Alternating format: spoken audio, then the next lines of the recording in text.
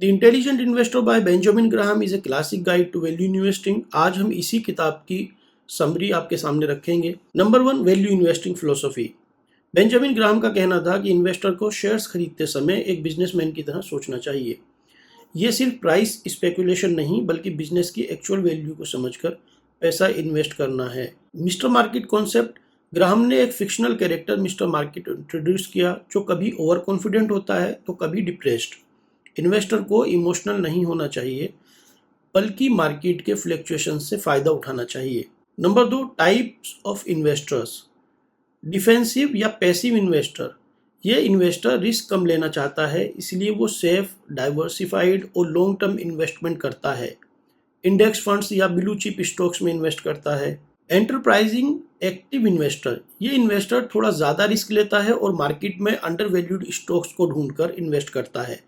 Fundamental analysis करता है और अपने रिटर्न्स को आउट परफॉर्म करने की कोशिश करता है। Number 3, margin of safety. Safety first. Graham कहते हैं कि हमेशा प्राइस और इंट्रिंसिक वैल्यू के बीच में मार्जिन ऑफ सेफ्टी रखनी चाहिए। अगर आप किसी स्टॉक को उसकी एक्चुअल वैल्यू से कम प्राइस पे ले रहे हो तो आपके लॉस का चांस कम हो जाता है।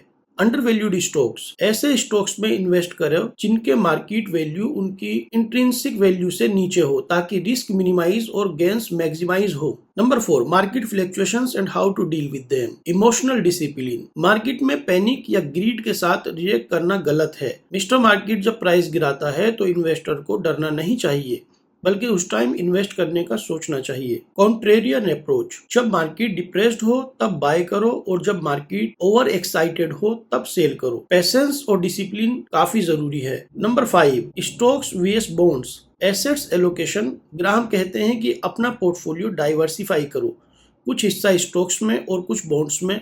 अगर मार्केट में रिस्क ज्यादा है तो बॉन्ड्स में ज्यादा इन्वेस्ट करो और अगर मार्केट में अपॉर्चुनिटी हो तो स्टॉक्स में। Bonds for stability. बॉन्ड से स्टेबल रिटर्न मिलता है लेकिन स्टॉक्स लॉन्ग टर्म में बेटर रिटर्न्स देते हैं अगर सही सिलेक्शन किया जाए। Number 6, fundamental analysis. कंपनी का analysis. Earning and growth. Consistent profits और ग्रोथ वाले कंपनीज में इन्वेस्ट करो। P ratio. Price to earning ratio को इवेल्युएट करो। अगर पी रेशियो कम है तो स्टॉक अंडर वैल्यूड हो सकता है। डेप्ट मैनेजमेंट। कंपनी पे ज्यादा डेप्ट नहीं होना चाहिए। Dividend policy. रेगुलर और कंसिस्टेंट डिविडेंड देने वाली कंपनी स्टेबल होती हैं। Number 7, importance of diversification. Risk mitigation. एक ही टाइप के स्टॉक्स में इन्वेस्ट करना रिस्की होता है। डिफरेंट सेक्टर्स में डाइवर्सिफाई करके रिस्क को कम करो। अगर एक सेक्टर में लॉस होता है तो दूसरे सेक्टर में प्रॉफिट बैलेंस कर लेता है। Avoid over diversification. बहुत ज्यादा डाइवर्सिफिकेशन भी रिटर्न्स को डाइल्यूट कर सकता है। Number 8, investor psychology and common mistakes. Market में ग्रीड और फियर से डिसीजंस लेना इन्वेस्टर्स का सबसे बड़ा दुश्मन है। ग्रीड में ज्यादातर हाई प्राइस में बाइंग और फियर में लो प्राइस पे सेलिंग होती है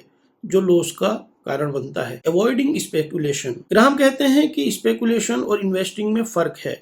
शॉर्ट टर्म प्रॉफिट के चक्कर में स्पेकुलेशन मत करो बल्कि लॉन्ग टर्म ग्रोथ पे फोकस करो। Number 9, role of inflation and inflation में रिटर्न्स कम हो सकते हैं इसलिए इन्फ्लेशन को बीट करने के लिए इक्विटी में इन्वेस्ट करना जरूरी है। बॉन्ड्स इन्फ्लेशन के अगेंस्ट सेफ्टी देते हैं लेकिन स्टॉक इन्फ्लेशन को बीट कर सकते हैं। Tips and defensive measures. Treasury inflation protected securities inflation के अगेंस्ट सेफगार्ड देते हैं। Number 10, final advice. Discipline and patience. Investment में पेशेंस और लॉन्ग टर्म विजन रखो। मार्केट में शॉर्ट टर्म फ्लक्चुएशंस को इग्नोर करो और अपनी स्ट्रेटेजी पे टिक कर रहो। Consistence learning. मार्केट की डायनेमिक्स को समझना जरूरी है इसलिए हमेशा सीखते रहो। The intelligent investor. ये सिखाता है कि इमोशनल डिसीजन से बचकर मार्केट को समझकर और लॉजिकल एनालिसिस के साथ इन्वेस्ट करना सबसे बड़ी सफलता की चाबी है। मार्जिन और सेफ्टी, डिसिप्लिन और लॉन्ग टर्म सोच के साथ इन्वेस्टर अपने वेल्थ को बढ़ा सकता है। आपको ये इंटेलिजेंट इन्वेस्टर बुक की समरी कैसी लगी? नेक्स्ट कौन सी बुक की समरी आप देखना चाहते हैं?